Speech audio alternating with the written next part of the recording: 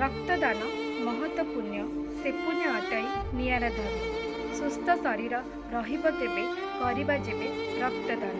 रक्त अभाव अनेक जीवन जाए, विशेषकर थैलेसीमिया और कर्कट रोगी। दुखी परिवार रे खुशी आनीदेव आम सभी छुटिया प्रयास। स्वप्न परिवार सर्वदा नियारा प्रयास दुखी मुहरे आण टिके हस। से प्रति 3 मासरे आयोजित हुए रक्तदान शिविर। बड़ सान जाति धर्म निर्विशेष मानविकतार अलंकार पिंधि हृदय।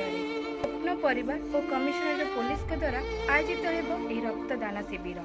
सभी मोर विनम्र करुण नवेदन, आसतु एकाठी होई महत्व उद्देश्य को करवा सफल।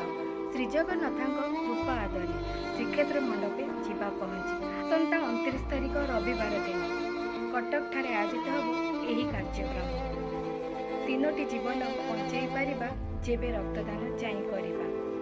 सो इच्छा रक्तदान करवा मुहूर्तक हौ पछे